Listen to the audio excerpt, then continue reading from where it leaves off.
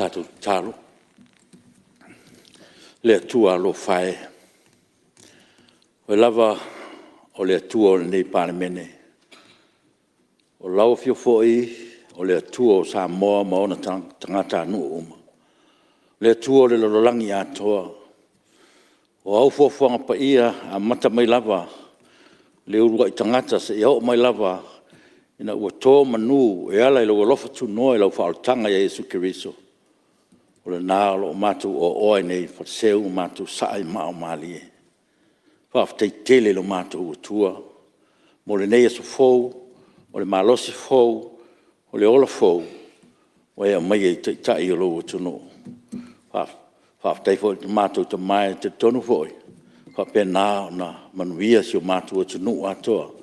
Mai lava i maunga te tele se o lava i se o pito i titi. Whaato esem whaamaulalo lau Palemene i uruma. Le lava so mātou ato atoa le atua. Te lo teimi mātou te se tai ma o wingala vai a whaatangata. O mātou ta talo le loto whaamaulalo le li e. Whaapale maia ma e whaamangalo lau Palemene. Whaamangalo i mātou uma. Ia mātou loa foi ma o inga i mātou. E whapea nao na mātou mautinoa.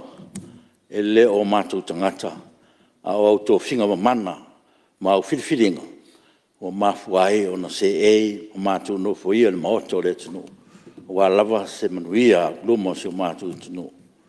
Mātou tālo le li ie, ia lau whaunga mana i te tai ro tunu. O a fōi le whono usul ne yaso le li ie, ma ua lato tō whā ma le uta mai ate oe. Whapea nāo na whelafo iai. Wa lava se manuia au i luma se o mātua tunu u le ie lo mātua tamai. Wa manuia tapo inga se o mātua tunu atoa, mai lava i maunga te tele se o lava i se o pito i titi le ie lo mātua tamai. Le ngata samo nei, e wha pefo ia tunu ma mao le ie. Wa manuia i le ufafa ma le ufale o le tunu, i le nei aso lo mātua tamai. O le mātua tatalo lea, e la lava Yesu Kiriso lo mātua li imo lo mātua whaola. Amen.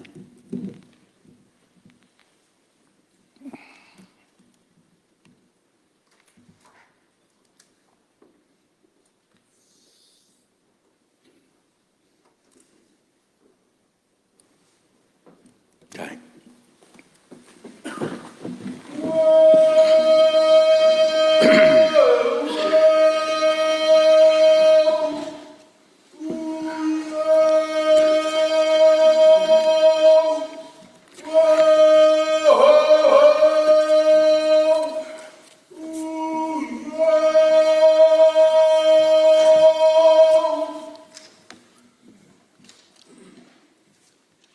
Te whasisilatu a amtari nete o manga le whono au, whai tula whono. Ua tato iaile amtanga o tato ngā ruenga nei aso, pe on tolpo mai iaile aso nafi, o te whatalo whatuai suafa manu malo tato li whaola, o suafa la valea whai ei una toi whangulo o tō soifua, o tato wola le netai a whou, o whai ei una tato silwhai manu, ai leo puapua ngā. Le fio lau fionga le taitai o malo, lau fionga te mata i Palemia. Fio lau fionga sui Palemia, le a fio tō fionga i Minstal Kapineta. E te nane au tō fionga i Minstal Langolango. Wa talo fatfo i lau fionga sui taitai o le tuangai. Ia mese foi sui maru uma o le tātou Palemene, malo sui fua manuia, ma le langi mama. Wa talo fatfo i la fio mai o whaalulunga o mtanga ruenga, whaala tonga tumaoti o tātou malo. Tai au manuia, wha malo le usu. I le whaangaruina fo i tapo mai o tātua tunu. I le maleifo mai whanunga le lei le nei tai au. I elita tununga o lo tātua tau whai maua tutusa le tusi ngā lofa le atua.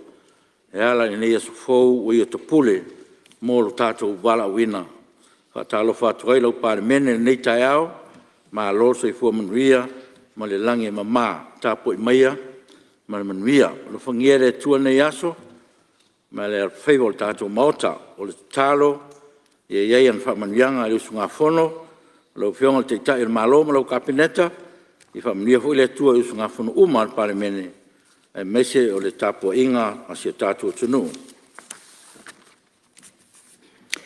Ka ruenga, o le aso tau malo, pai tau ngō tula fonto whaofi. Tula fonto whaofi o le whatawino tupe, ru o rua wha, ru o rua lima, fe lafo inga whaauau, i lunga o le whaitau ngā whaalua, aso fono lona tolu. E tolpo tau manga le fono au tula fono, le aso fono nafi, ua mai sa noa sus fono, mo sa nganga numero lua. Ia, o le abanoa nei mo stasi sus fono malu, e fi sa noa, mo tatu, talau tu, tatu tupe. Ia, lewa, mai te watu lewa, po marisa, o sui malu, mai nganga i whamaunga numero tasi, ia, le abanoa leo lau piong. Tai. Whaftailo wa fionga i le whonga whatalai mo le awanoa nei usu ngā whono mai sa la whai. Patalo whalo i atua i lau fionga le nei tai au. Le ngā tai lea, patalo whalo i atua i lau fionga i le tamai tai pāla mia, lau fionga le sao whapito, mā lol malanga manuia, tai le atua le wha alau lau ina o peau le ea wa tātou toi wheiloa i manuia. Talo whātui lau fionga i le sui pāle mea, ia whapea le kāpeneta, talo whātui i min stālang lang. Taliu mai i le neitu, e ui le oi ila mātou taitai au te loa lai whonga mai whātalo whātu i lau fionga. Le mātou sui taitai nei, ia me se foi o sui whaipule mamalu. O le palemene, i le neitu o le tātou maota. E whatalo whātu, i le sau whainga, a whaaululunga o matanga luenga, ma whaalapo tonga le malo le tautua, malo le ngā lulue, o tau au o lo tau aveina, le mamafa o ngā luenga, mo le tautua ina o si o tātou atunu.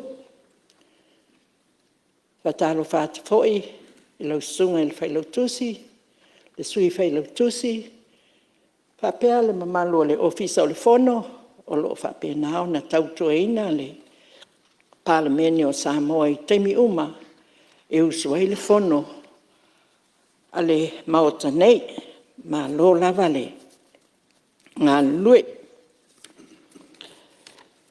Ia e talitonu a wai whaatasi i alo nei usu fono i le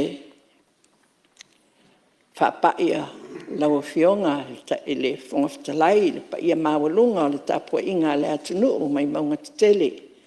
Se iau o la vai maunga iti, mai talitonu o la le toio o yeise whaamatalanga le nei usu ngā fono, ia wa paia o Samoa wa umona tofi, paia wa whaata oto o se halao o paia mai le mamau e o le whaamavau.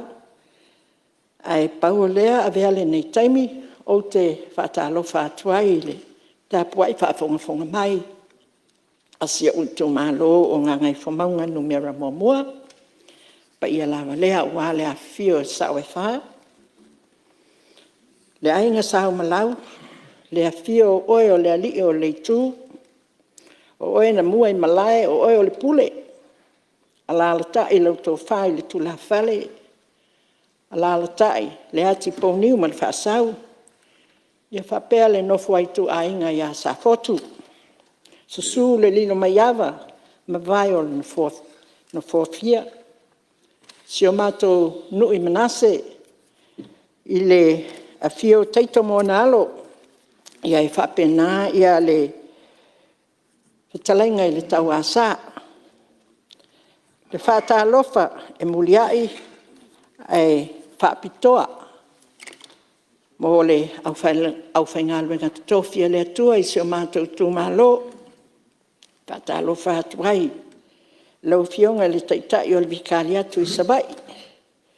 Lau fionga o e fo le pule o le matanga luenga sa fotu, lau fionga pātele une. Lau sunga le ti akono mal faltua, lau sunga i le toe ina man faltua, lau sunga i le sea man faltua, a fionga i aunga whaapea le tala lei ta mai taisa, lau sunga i le whaapea ngai e whakasai manase, whaaftai tele i lau tau talo, ma lau tau tapua inga, i le aso ma le aso lo whapena, o nau tau no manu, ia awa se manuia o si o tātou i tū malo, ai a le atunu atoa, le atunu o Samoa o lo o whaamai le atua. Pau lea o le atunu, tau le iloa i lunga o le whaafanua o le lanolangi. Ai whamai ea, o le alo na whaavai, whaavai i le atua Samoa. Ia tāpua i maia, ai se i tau mo whai ia so tātou sao. Ia awa le talo le tupe, wa tātia nei le maota molo na lauli liwina. Mua la o na avatu se whaafetai ma se whaamalo, ale nei usu ngā whono, ma le nei tū malo i lau fionga i le minstao tupe. Whapena fo i le ofisa sili, ma le matanga luenga o tupe. Ia mole ta pena ina mai o le talo le tupe o lo tātou lauli liwina nei.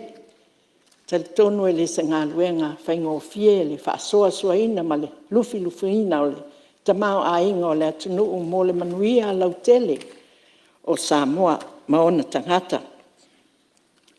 Tali tonu fo i lau fionga i o lau talo le tupe mua le nei. I lau tula i mai ma le filia ai o oe a vea ma minstao tupe.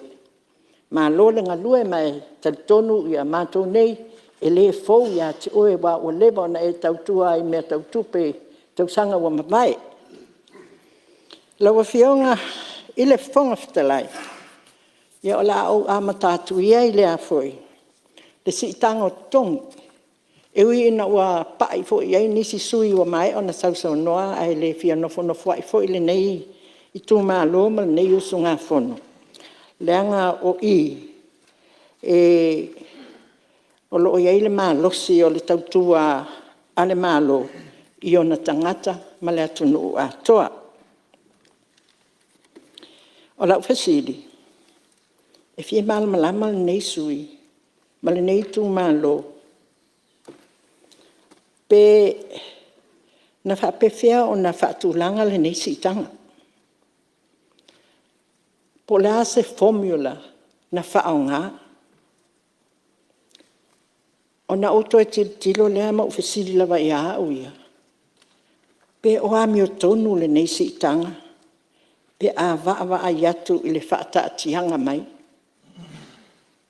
CEOs, whaolulunga o mtanga luenga tasi pasene, ACEOs, lua pasene, public servants, o whenga luenga al malo, tolu pasene. Na oto e fasili fo i lea wa ia. E uianga le leisa o matematika ai kake iloa wha au popo le kasi ma le kasi ua lua. O koe fasili foi. Pe makai SS basis nga wha vai ai le sikanga o kokongi. O vaenga ngei le pūlenga. Le palemene.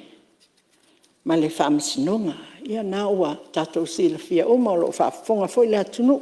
Palemene o le pūlenga. Ia au fia le a fionga te mai tai palemea ma le naitu o le maota. Minsta. Ia whaapea minsta lango. Palemene. Ia o le fionga i le fonga fitalai. Sui fonga fitalai. Ia mamatou nei o whaipule. O lo anga ia le tātou malo. Ia whaataseila ma le whamasinonga. Ia pia o na whaasolo mai lunga i le Chief Justice. Ma whaasolo mai ia i isi tofinga mawalulunga ma sinia. Se i tau mai lalo i whamasino Samoa. A lau whionga whonga fitalai. I le mai tau ale nei usu ngā whono. E pia ua maua e ale si tanga o vaenga nei tolu. O lo ulea vai. ka mole au atau te o lo ulea vai peia wa mawa ea fai se vala pia a fa pasene i foi ngomela o sikanga 5%, 8%, 12%, 2% wa o le kols fu kasi% le vala la nga o vaenga i kolu wa mai kawinga la elisi foi vaenga e fie fa ke pa ia le mauka ia o ke le o fai aku o wa ko singi o mako kong e leise mako sikanga mako ngi o fai pule i la kale kilo ma la kababa aile kal kupe pekai o singa mange ela kiki le ia mo fai pule o lewa mai kawinga le ingi wale ko o le se kupe i ko kongu o amai kongo kal kupe o faanganga mo le ko kongi inga o alangi o ko miki fa pale menge ngai mau ke ngalu lue ai a kongu le fa fonga mai ia fai pulo ngai ku a kongu le ai o se kulanga fo ile kau abak se ia kau fa palengi ia vaenga ese e pei ole aunga ole kalol kupe ole manguia laukele mo ka ngaka uma ia o sau kilo nga malo vainga ile kako kupe o ke fesilingi ai pe ai lo fie malama pe o ami o kongo ngi si kanga pe afua ile au kule o kalol kupe manguia laukele mo kanga ka uma fa mausali ma fa awau ka iala ngafa ka ni mainga manguia laukele mo kanga ka uma se kasi leo kako me sustainable development goals lo kako ngalu luenga iai leaving no one behind a maka maile le au makua ki ngā maka mamakua ua pula la ngoko le soifua ma wha solo mai e ia se o le pepe whako a soifua mai le so le ma olo ufa nganga ole manguia lau kele ole manguia lau kele lau fionga le fonga whikalai ma lo nganga whaaloalo le kula i le sunga fua ma le sunga ngafi unga saka umawhai a o lea o ke kawaku i ko kongo o le lipoki a le komiki o kupe leanga kufa mai le i maua kele ei a lewa o kawaku e whapea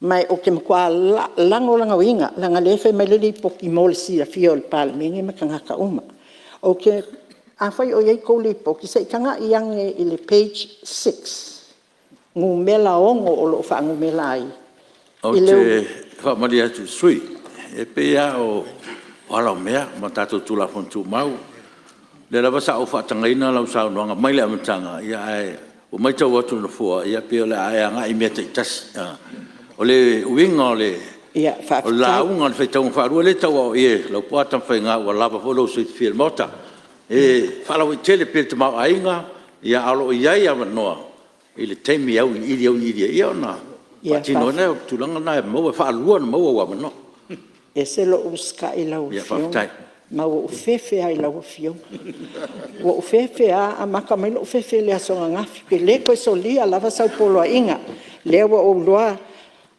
sa o kama whaifo le oko aku nga ole nga le whaukuanga le mai kala kupe ai whaafikai o le la koe kula i e whaikau aku le mele i le keimio o le mea kai kasi whaafikai o lo a mai e le whaukuanga a le komiki o kupe i le si kanga lea whaafikai kele mo le sosongi mai.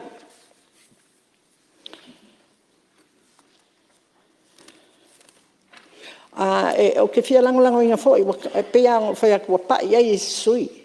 Ai o le maikawinga le a apa mai o le kako whaalapo konga le o le ACC. Ia la ngau o mga abako whina ngalo, kua o lango inga. A whai wa a apa mai mo le au whai ngalo e ngal malo. Waka kaula o ngā anga waa iai. Au whai ngalo e ngā a e kalesia ese pe a whai e kalo sanga mai. Whaalapo konga maisi ka ngā ka whai ngā ruenga o malawa. O lo o kipi a lako saufanga i le ACC o se No fionga le private sector mai lako uma. Ia malia sui mamalu se tu atu lava no ele fenga minsta ona tala tupel tatu malo se tu malo fenga minsta.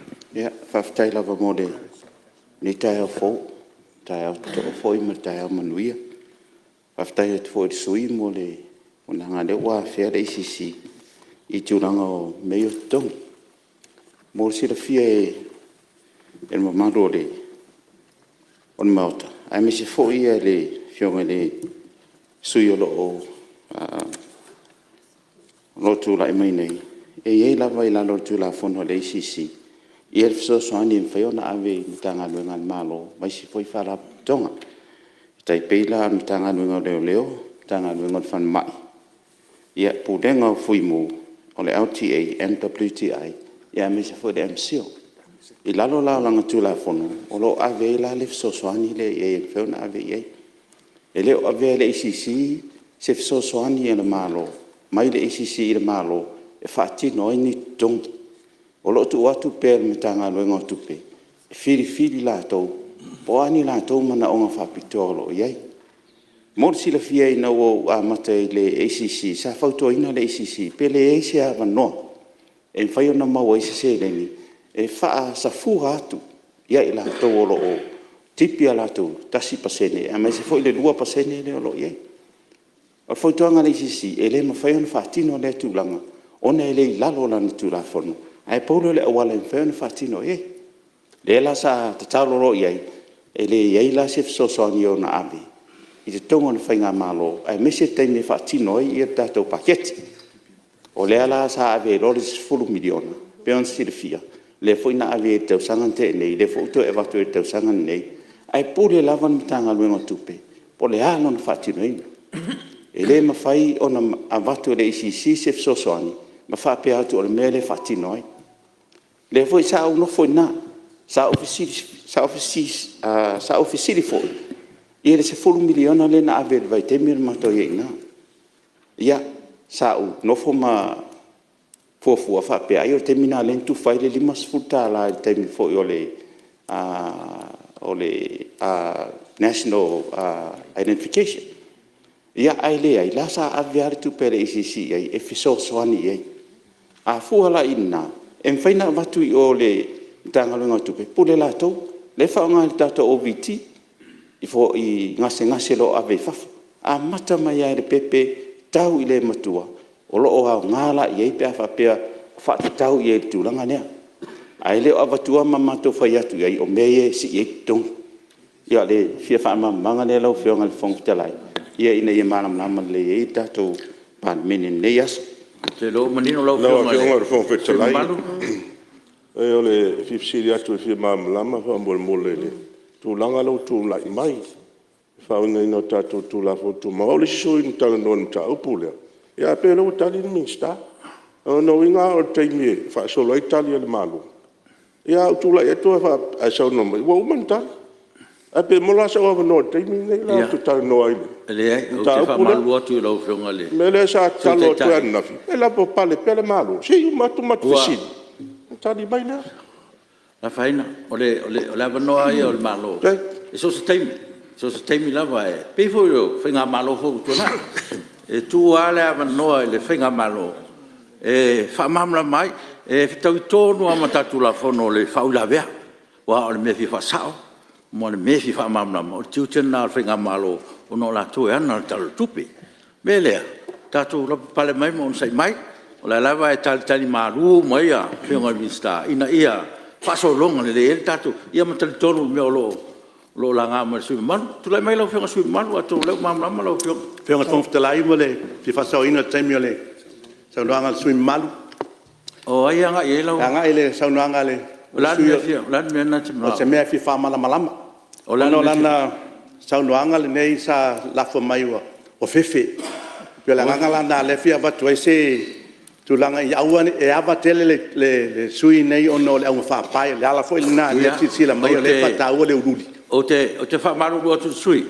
Ia atonu o lai pe anga i mai le saunoanga ale sui le whongfitalai. Ia ai ele te mi se mai sa no ono o tali atu le ia e fa ma fan le tatu a fa pai mele on sai mai lau fronga su malu ia lo ia te mi o te talano atu langa le ai mali Tio e pe o mena e tatula e tuai e le sa ngai fai toa e le sa no anga su ya lai fefe ia o ia me la le anga na pe se me o va ia tu ia o fefe ai to ale le o le lo wa mano e sa no ai lo fiang fa tai mo le mano ia o lo sa lo to ale su malu au le ele o ye fo ini me fa fefe tono mota se vatu fa con mele tu mal pa mota sa no lava la fionga tu so lo sa tonga ia lava no lo Whaftai lau whionga ele. Whangawhitalai, whaftai fo i mole whaula ve Alminster. O leo te launga anga Alminster o tupe. Whamolmole o lau. Whamolmole o leo ama ka whanga kili lo ka kaimi ia wa ai wa whio ka mingu ke lea kalu ai. A o lea ka te launga i le kalo le kupe. Lau whionga. Le Minster o kupe. Ia a lewa ka malama. So se kaimi o le malo po ai ale Minster so se kaimi. Ia se me fo lo fionga su malu. Ia fa pena ona o tonu ko tanga luenga lo fito tonu le fionga mista. Ia au fon sa no sa mai le fionga mista. O le fsiri mai a fi ele sisi. A fa pela o tala tupe. A fsiri mai I e tau no fa ma matu. Ele turanga na lai ona aviri se le le sisi so so ni mo turanga le. Le o mau lo fionga mista. Ia tu le mai lo fionga su malu. Ia whaftai o bahanga ngā pe unga o ka ua fo e si susfongo la songa whanga. Le private sector le sa kalunga kwai. Lau se ese male ke I fo koe whaau la vea mai ala umalo ka kaimi. Mua mai lei. Ngā luenga whaavai taimi lau fionga fonga whitalai. Ngā luenga whaavai kaimi e lea wangoa le leoa. Le o mawaise a wangoa Samoa I Australia. Ia o le kalusanga lama male loko maua lalo ringei usu ngā fonga. Ma loka I ku malo. Kalusanga inga le ngai ku o lo ka ia lo ka ko malo. Kakala le avangoa mo Samoa. Kakanga le avangoa e anga vai Samoa mo le por kalame. Awa o le ai a kakau le vale al kangaka e fili ai. Ia wa a kako kilo la I kokongi. Lua lima, kolu lima I le iku la le iku la. Ngā luenga whaavai keimi. O ai ako e whiangofo e kola pae. A o le ke le mea la ka alu e so swangi mai ai. O mangaku wa ia o le sui ma le ngei ku malo. Wha mole kalo aku. Ka kala le avangoa e fili ai. Inga ia ale ai foi. A mga oe. Ngongofo o kako kangakai I. Si I lunga I kokongi inga ia whikaui ma le ofa le ala inga ko singa ia au kako kangaka. Wa ke lele so swangi o le a maua mai ai. Si I lo lunga kokongi I mea ia. Ia e pangale kako e vai ka mau a inga I le whakusa inga ia New Zealand ma Australia. Ai pe ungi vai inga ia o le nga kuwaku. A kong we kawang ai se finga ngalo se keimi. Ia e le mawhainga o nga mangofo se whamakalanga e waku e ku aku pe lalo. Inga ia whapenga o nga mga ia mai. Le fo ila lalo lava o polkalame whamai keimi I kalol kupe le kau kilo ai o le kau whape mai. Ia fo ilingai o le a iaingi se lengi. O le aka kipi mai kangaka. Ia o... Ia pe mawhai o nga whaamangingo ma whaamalamalama mai. Awa o le polkalame le ngei e haafia o mai ku malo. Po le a ngei kipi pe fia. Ai o fia alua nga iai po le a... Ia mea umange, fia malama mai ai mākou. Ngui kua ai mise mākou sa vai. O se polkalame ka ua kele mo le aki ngai. Ma le kamau a inga. Ia, lea whaafikai, o lea ua iei le fuafuanga, o le a le filifilinga o ile. I ngā ruenga nge, le laku waku I fongo whaavai. Ai kumano kai kasi e whaafikai. Lako ia o lo malama le lei o lako kangaka. Ia o lava ka penga I saungia e li ma fai pule o fio angama mai kumalo. E kau fo ia I fo ia kulanga o lo kukupu mai. Ia o lo mafu ai o nga koe fo I mai ngisi ma le I umanguia le lako kau ma fai ngā lai o nga o. Ia o nga o mai lea ile. Polo ke ki leo le milionga. Mo lingi lava i kumalo o ke kalangoa uia mo lo i kumalo i polo keki lea. O ke kakalo aku lava ma o i lau fionga i kamai kai min skao ki ngam kamai kai lo va air kako polo keki lea. Ai o ke kakalo foi i le fionga i le min skao kupe ma lau koukomiki o loo va air kako por kalame lea o le mako milionga mua mua. Langa lai whaafunga me sio kako le sokai kumalo whai mai se reisa ku whailoa ku le mea lea kusai o kakoa ki ngā e kusa e se lau se fulu maleli se lau se fulu i maafi e le i mau e le mako por kalame mako milionga mua mua ia o ke karikongu se lau se fulu i maafi o se kupe ele se kupe lai keki mo mia i le kaunga kao le soifuanga ma mea o lo kako whiangai nge e kakalo kuai maleanganga whaaloalo o reasons po mafua anga whamai ua mako le kausisia ia ka iala ma whainga whaavae ngā ku umai e whaongai le kupe lea a kongo o le milionga mua mua ngā ia o mea kau whakoanga wil paelo iliafi o mea whapenga ia le langa vai ngai kupe ai ai ngai a inga ma ngai kangaka ma ale soifuanga ia la ia wil paelo isi a inga ma ngai mea whapenga e ngā lue ai ia la kou ai sa whaonga kai pe o ngai isi a ingai ma kou le kupau ki ngā awa anga wa o foi o ke whaia le mea lea e ui ngā waku o manga onga o loo mo o mia i kukongo a inga.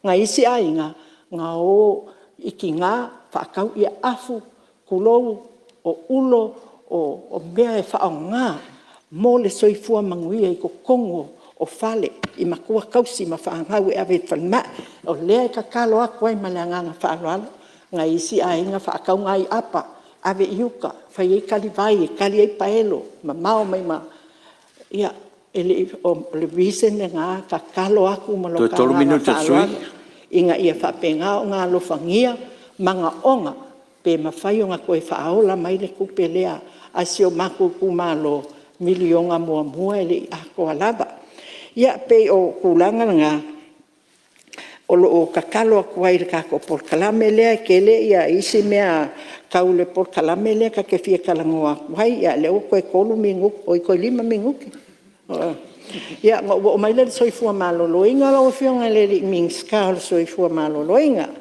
ia o ke kui pea mo fa mangaku pea ma ku waku pea yo o kafa manga onga o le ngi kumalo a maka mai ale lo fulkasi bo e kula i mai ngai sa foi e sa ngua sa e vivi i mai ia le ngelo makua malo ka waku ma ngai ia ma ai o ke la unga pea ma ula unga pe ia le walua fa ia koe le iai ma se mea kasi. Le fale o le fo mai, o al polo keki lea se 10 milionga, lea il makou kaiminga maua mai e le mea lea. Inga ua kauma whai le malo e alwaku ia fo mai ngu o kai kasi. E whaamama a venga le kawasa mai i kua sivi, kawasa o ngu i kua i oi i makokua. E le iai se fale o se fo mai, le iai se mea ua whaalelea o la ngai ko kongo whaila al management sa mako kilo i le whaasolonga i kumalo i polo keki ia la wafionga le mo le mau ia la auli e kolo i kumalo o lo servi e whalmai le sa foku ngā ngai fo maunga mua ngā ngai fo maunga lua ngā ngai fo maunga kolo le whainga ukil ka ua la ulaunga lisi kaimi Paule o le whalmai e le i whaakakali ni mālonga o i whafoi halo ma whangau su e kupe koe whaale leia i le mea ngā amaka i le mālo lea la ua whaisi lewa le kai o le keimu ke sau o sau wai i o ke kakalo aku a iei se mea o e ko kāmai e le ngei sui ia po le ngei ku mālo wha mole ia le ke sau ngua so o a koe o le pa o le sa mala wa ka fia fa longo ai le pa o sa mala i sio mako ku malo o lo kangi mai pea ia ma dia lo fiona su mal sei sa do fiona mi stao e ngai so manga koe fa kau makao le launga maka ngofi Awa leo meo kula ia koe o le whaasa o le whafonga sui. Ia iai se mea o wikai. Silfia le kua le nganga o le miska. E mamalonga ia loko i keimi upa. E mamale loko o le miska i keimi upa. Ai, o le wha le launga maka ngofia le al sui. Le ufionga le kamakai. Miska sa se einu fo. Ia ele kau whai aku. Sa au kalangoa i lulua i kaimi. Sa au whaafikai kiuke sa kau ave le miska. Maka ngofia le lei mea uma. O aku le kongu. Ia. Au ngai ngalo lau whionga le kumai miska. Le upu a foi le kau ke masang ia. E le i whaua loma i sa sekasi. O loo i aisa foku i kongu o Paul Kalame o whalmai nge. O loo i aisa foku. A e fia silisila, e le whaapunga le whapea, e le i aise mea kasi. E le o i aise mea kasi. O ke kalkongu o a whioki a kole i kumalo, pe a whai e le ise mea o whai e le soifua malo inga. Lau whionga sa e kai nuka ngaluenga. E le o se maka ngaluenga whai ngofie. Ka kia maila le venga. Ko ea o le pa o le sa mala i luku mala. Aua lava ngai eko. Le whaafonga bai nuka ngaluenga. Wa umao nga Paul Kalame le kaimio sa foku. Kasi al mele sa whale kongu. Sa lo whaafonga mai mai nga o ako ila ua se singa. Ma le CEO. O le whangua e kua i le whale o lau fomai. La ua koe. Ame le whangua po le whasi whangua le sa. Sa kau o mai elisi a inga. Am salo le ke mamla mai ai. Longa winga. O le makawhai oi ngā lau whionga. O le sila koa i kūlanga o ele e whauel ngā luenga. Ele au nganga e kau le pua malafo mai. Ia e ka penga mua kūlanga whapenga. A olo ua iei sa fok. I lunga o le lisi o le whakaungu inga o fuwhanga. Whawhikai lau whionga. Nā lo, whawhikai. Ia, tono leo manino lau whionga sui mamalu. Whangtelai. Ia, malia se Mose Banoa. Tano mai lau whionga le. Minsta whato anga. Whaftai. Tasi po yo, sui mamalu. Whaftai fo nei te au fau. No whamalenga le reiu le tua o tātou mafuta. O tula i atu e lango le tār sanga. Ala sui whai pule o. Nanga i whamonga tasi, lua tolu, le ainga. O te whamau nia fo ilana saunanga. O tui loa antelea. Sa funi tuunga. Ma uneina amata tonu an me le saunanga mai aia. Whai malo. E ana urfale mai leo whai malo. Wha wau pēr ploketi nei. Sa mātou le whaatali e le malo. E anga i atu e whaare leil mātou whale mai. Whai le potu e tau fiai mai. Ma whai e la le whale o le whale mai. Ma whai e le whale o fō mai. Fō mai, ma teine tausi mai. O le sit fiela lau o fionga e le minister. O la iaise mātou whale. A ele o ato o toa le tūlanga le sa no mai aile. Fionga le tamai te whai pule. Na pau ale mele o te manatu e whao popoto. Whao popoto e ma se mātou whale maliu. Pea wha pē tala whengai. O aia inga nai whale ia tiri lango sa fotu. Sa ua mai a opo he tau mai i le nganga e maunga. E o whanga umatu i whale mai lea. Ai o talo atu lau fionga le li minister se yelo whai fole. Tal sanga neitu malo, manengang whalol. Ia, o lava matatoe le saunoanga al minister lango lango lau whionga sui mamalu. Ia whaua mai a lau saunoanga ua mai alu teimi. Ia, e kele ai si mea ia, o kai kele o mau mea ia e wa aila ia. Wa ka ngongoa lo ka loko. I mea o loo mai le kumalo. E pe keimi o mai ka langoa e ia ailanga o leila lo kula fongo ku mau le mauka. Ia mau le fui lango lango ina lau saunoanga. Ia, io e leo ke fia abakul whawhikai munmuli le kula i mai ala auli. Wa pe a ngofo i aku. Nga ngai whamaunga mua, lua ma le kolu. Io le whalmai le sa foku o le serving al ko kele. I think o le whalmai piko sili longa ko kele o le population o lo serving e whalakalaka mai i ko sivi. mamao ke le mai ko sibi ai pe o le ko kele ile ia le wa kele lo ka kai mila bangoa ia le fu sa ka lo sanga ia le suio anga ngafi sa e ku ai le bangoa e apa ko fa popo ngai mingu ke ale la oko aku fo ngai ia o te fa maru atu su balu ia lo ia la o tato tu la fono ia te fa manato fo ia ile lo mo fu ia no pe au li te to tasi tato ta o tato tal tupe ia ma fa no mo nisi me o e fina ngalo iai ya o tato ngalu la tato temi ona tele tato ngalu nga ma fa lo lo con su man ya ke le aria me a kau soi fo malo lo ingo ke fie kalango la o sioki pe ia ka ko baila au ma fuala au nga kala ko foi abela kala vai le o mau foi ka fuala au fa penga foi wa mai ia kala vai mai saba ia ka ke sau e su e aku mo ngai kanga o lai fewa isa ba e ele o mau ngi ngia foi ngi fa fuala au ka ko fa aka ia o kelo kanga ka pe o lawa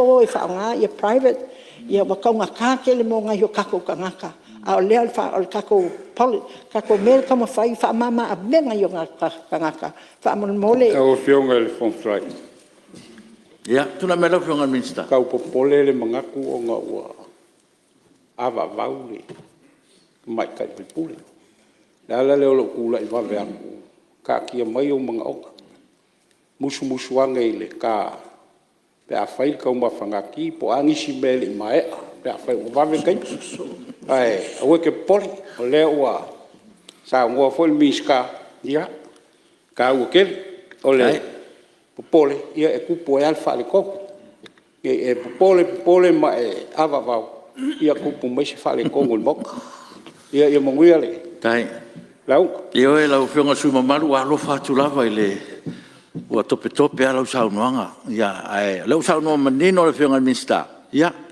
tati atu le ia ia nisi me to ia la mano le fai lo ia ona papenan fa vota tu ngaluanga e mal fingal malie ua mai tatu time ia fa kai lau fiongan minska e ana nga kopi la kau kala ngole ko fa me ko fia minguke ale sa o space mali e mai alo ka kai ia ai fa mole le ngai ku se o lo fa fonga mai ngai o maku kumalo o le kakalo le e minska kai kase kali mai e wi ngol kako ia ai le se pule kula fo kuma we pule ala o fionga pa ka kao pa se va le o fionga minska va le au mai kako va le kele a me au mai o lo popole nga e ke wa ku fo i me kai kase e fa pe nga e la un el me le ia nga kako ia le pe o le popole nga la kala kwala ngo e lo fionga pe me kai kase o le kele yo me o le ka le ka o so i fuanga ale me mule a mai sa wa ngo fa o ke ka kalo aku mau kan ngi la fionga ka mai kai palmia ma le malo ngai ku fa per ngai ku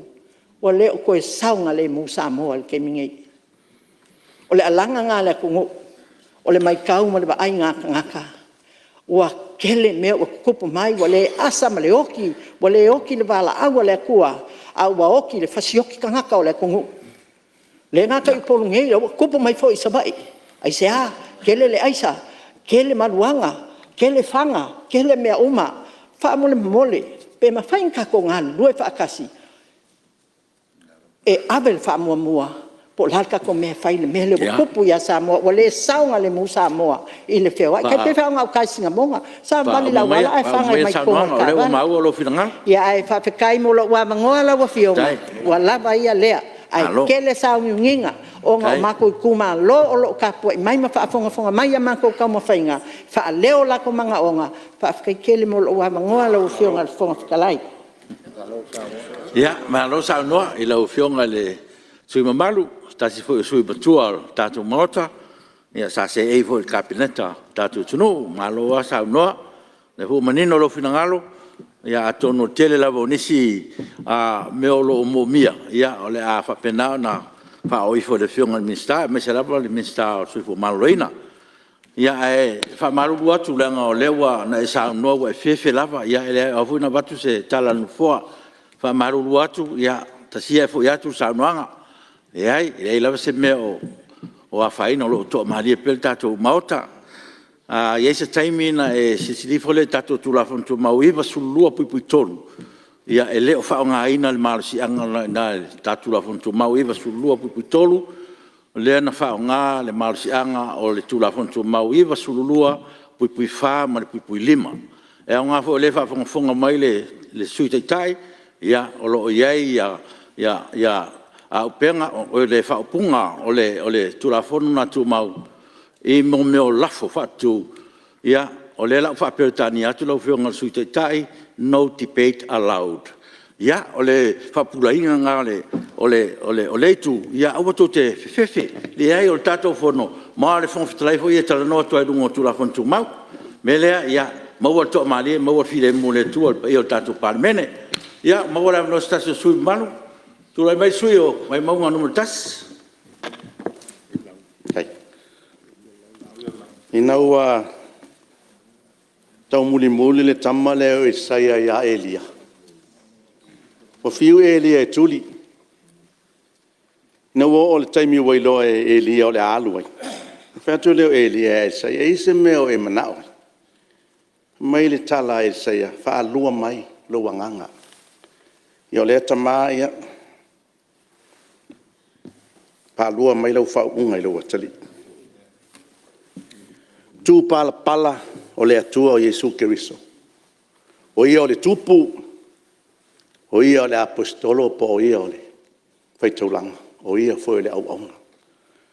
Tātua ma tu pala na mai e le atua. O ia o le tupu, o ia o le ositaulanga, o ia o le au-aunga.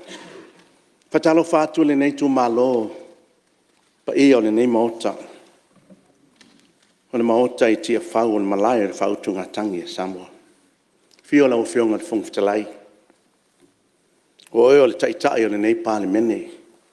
Pa malo le whatoa toa. Pa malo le whatau tainga o le whono uso le atunu. I le whaingu fia lo walawina. Anga le leile atua ma whamanuia. Me se le lango sua le whionga sui whongwhitalai. O mamana. Kalau fat fo I mo folo fatu le vai monga le fio lo fionga le tamai tai palemia.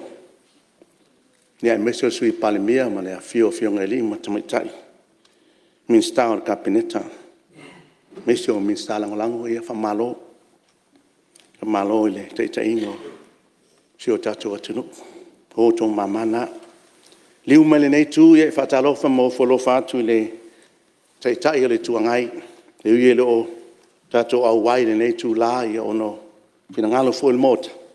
E stemi tato filo. I oe toi urutai o le nei pali mene ia. Anga leile atua ma pa manuia I lo walawina.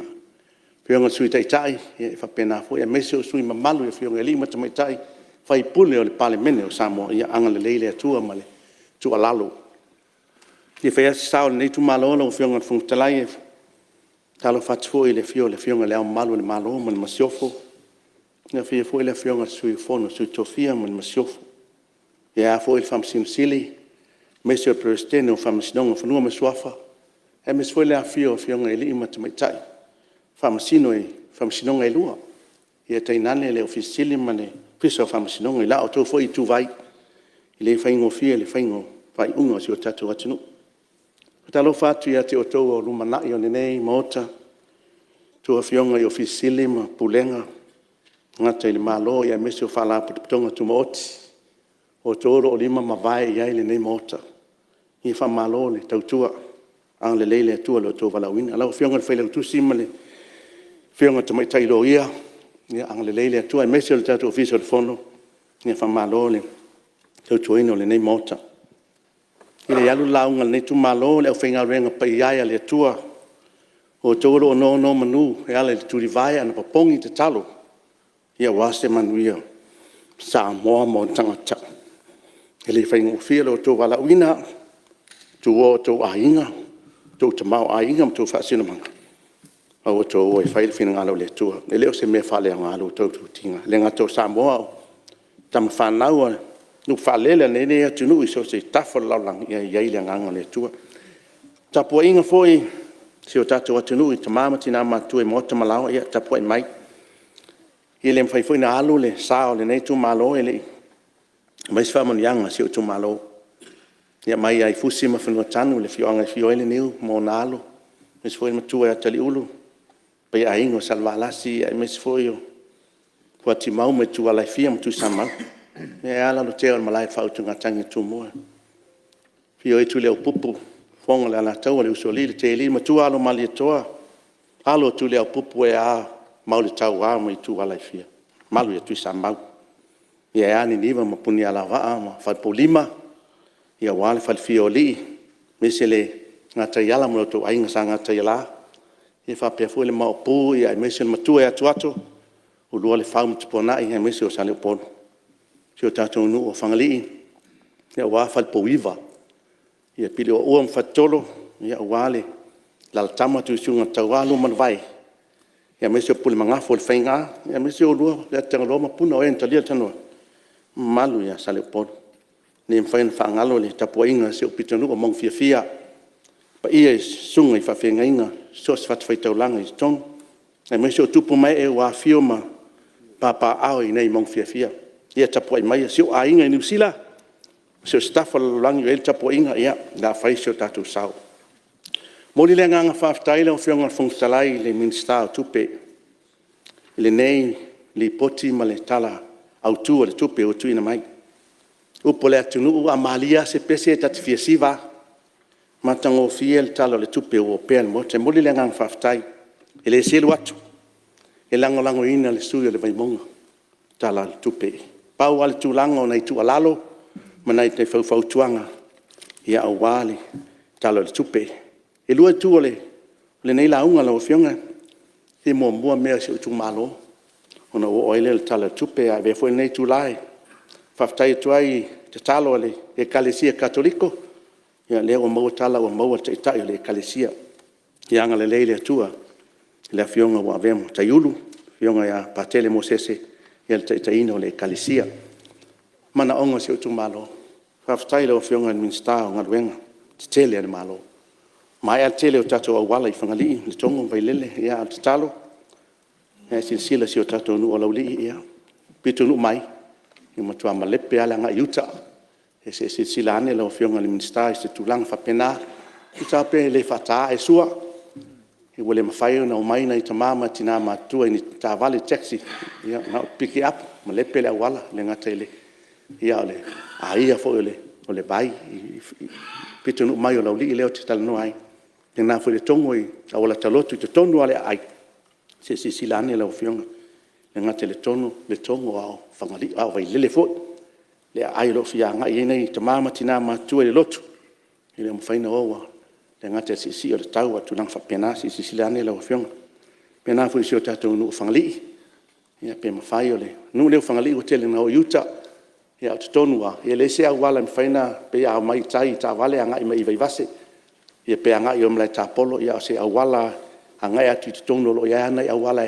ya pele faina si silane ya mesio se fala ongai yuta I fangali primary school o fengale minsta se silan pe pele ato se lemas furmita fa ta ma ele anga ile onga le anga le me anga I nei fana ya tulanga so availa o fengale minsta wa mai a ona mato fe utanga I male la umtanga lenga sunga loia ma le fisal vai ia lo fatali nei nu o le tong se fiel motan le nei lo fiang fong talai e iai puna vai ma mea amondianga le tu e tua motan nei nu le alfo le nai lua nu o lo inu le vai tu mo le tongo malauli ia le walu ia fangali vai le lo inu le vai ma walu ia wa o le mfai le tongo le pala ma le tinga ina ona le pa vai ma ta fe mo vai fai ana yo mato wa insinia le la wei fo fanga ma uman fatala norma lo fatali de matonu lo fengan minsta pelale te me o tuai lo fengal wenga fa mita lo pe paipa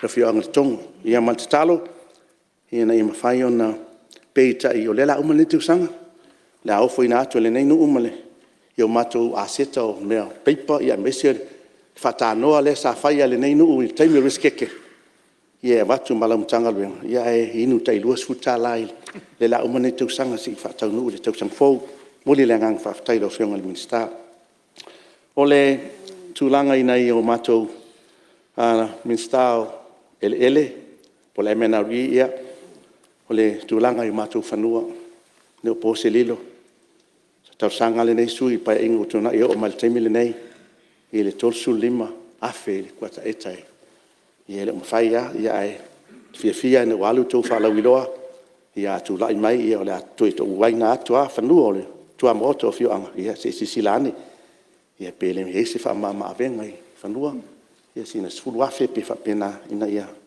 tu langa fa pena ia me se ole e pe ona uta ua le nu nei o tu malo le nei ia fangali ia sila ia o matango fie maota nai pitonu yo le vaitafe ia o ia le vaitafe piton le tua o vai lele ia ona le ia mo le vai se sila pena fo ile o ngā tonu fangali i les foi wala papa ia o ngā tonu lo iai tūlanga maota malawa o le nei fio ang ia ua ia o naua si tau le tau ia walu watu ai ma sau fai ma le vaitafe pena foi pitonu mai tua oima mota o lo iai le keipo ia ua matua ia laile le mea lai fai le keipo le a uta atu ma le anga i va mota ia pe le mfain sisilani lau fiongali le nā tūlanga o mai lo le tala tupe moli le ngang faftai no fionga le minsta me tawa mal sto alia e lua me fsi le tangata pe a mai nei mo tala tupe se si tanga i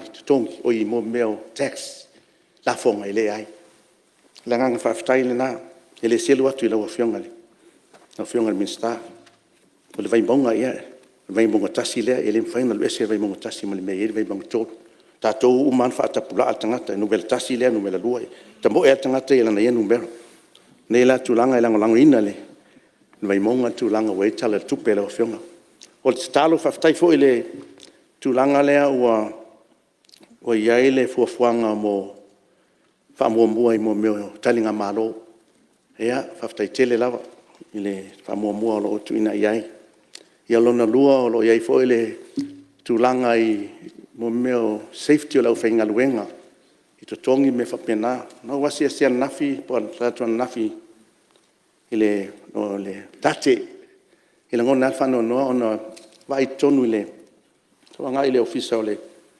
minsta lango lango le MNRE tutu mo meo paelo ile fale lea o whawheatu ile whainga luenga o le atu langa ai whaatali tali mo meo sau ilalo suavai o le building ia e tauana le tualalo ia se sila ile nata ile i building sele malo o whainga wenga ai o tatou walo mwhanau ma ia pena fo i whalimai ma isi ia whale leia ia le si o manga le safety ma le tulang whapena ni tupu mese mea ia le ai fo leo se tulanga e tina aina le tatou malo i te tongi ona ua se i te tongi o le masi se e ma whapena i mea tō tino le tatou atinu e whaftai fōi o no tūlanga i maua fōi la whionga i le minsta o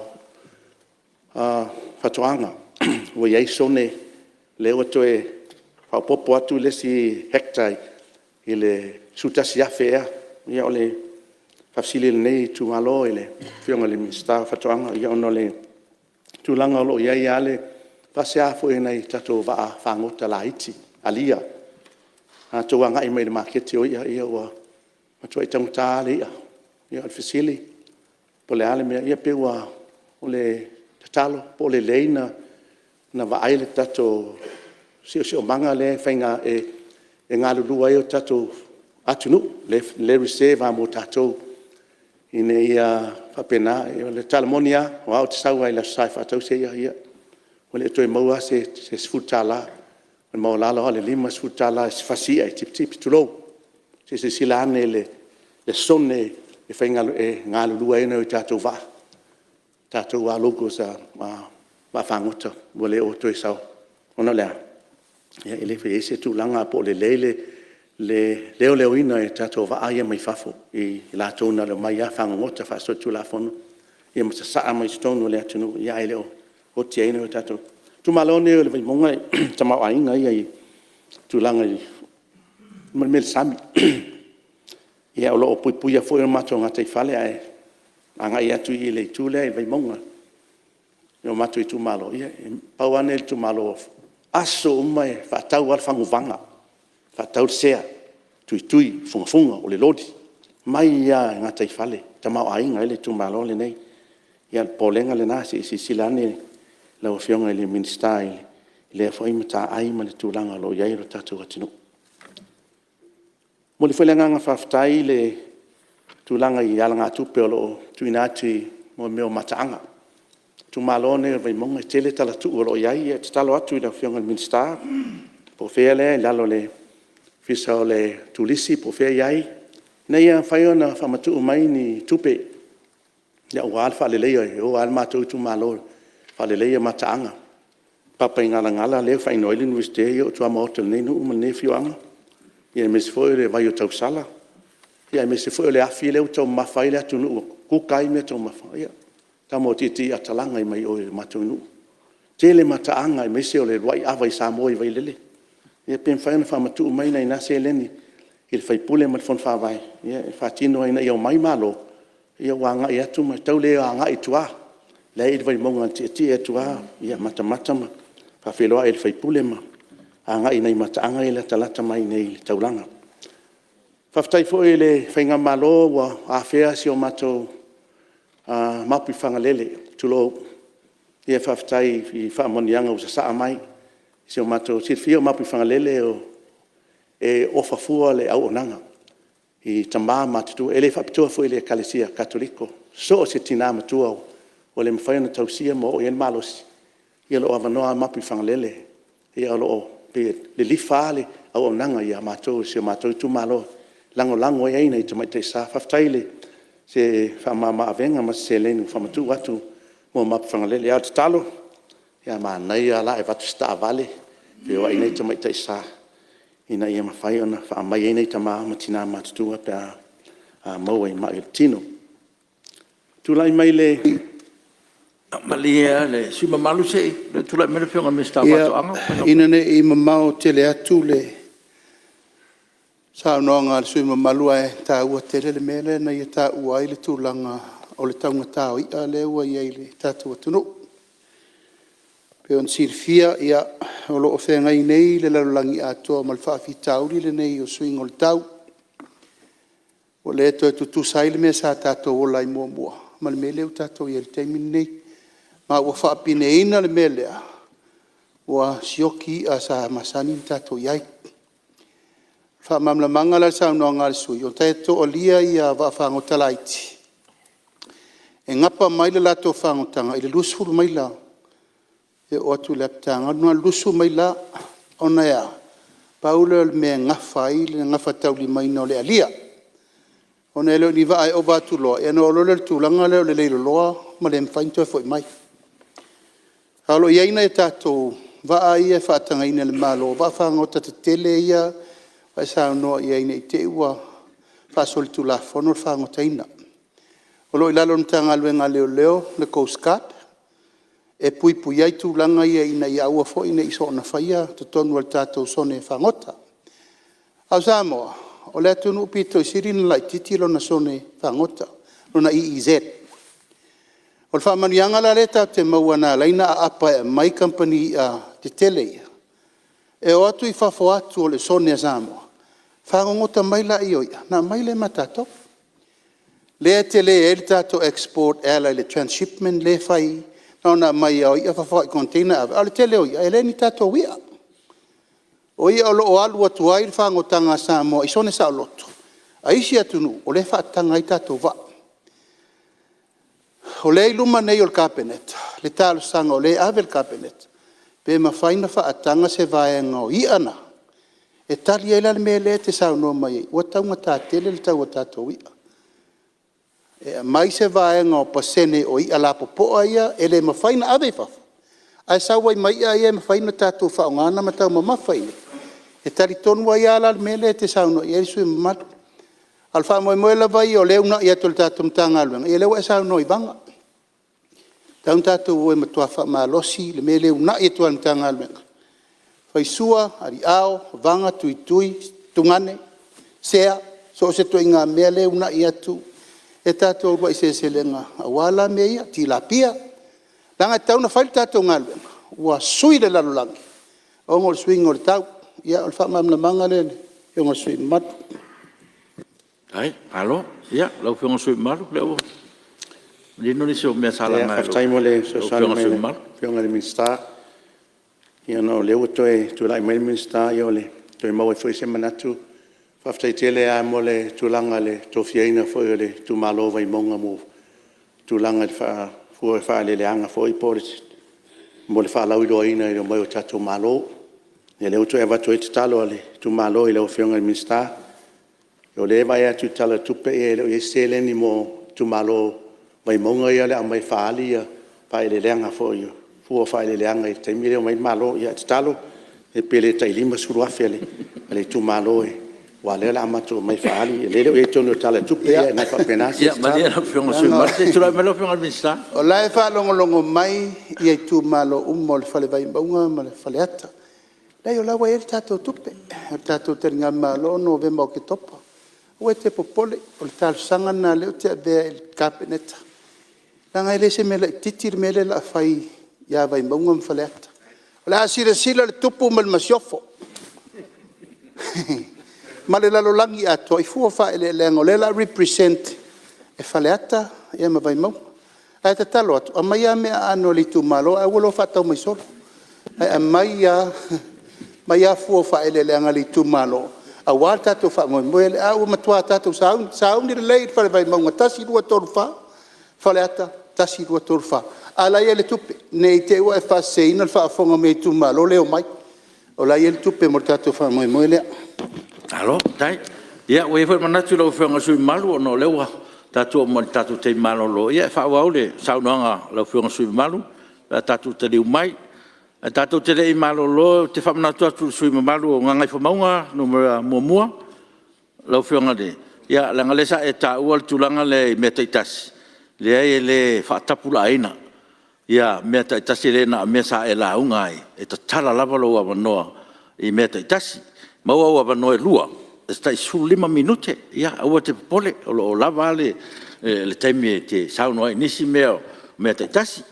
Ia, o le tūlanga nā lo, ia le tātou tūla whantu mau. Ia, o lo mai tawat fo i tātou no whanga le tunu, leo wawhio mai le whionga ia vui, nemo siaki ma lau o malanga mai New Zealand ma Australia, ia whaatalo whaatu le tātou parmene, ma lo a le soifua, ma lo foi le ngalua ia whaafitai foi molo tu sao te mau aingo le tunu. Ia manuia to engo whaamuanga. Ia la whaatati ese, ngaluenga whanau au, molan malo longa masani o tai au.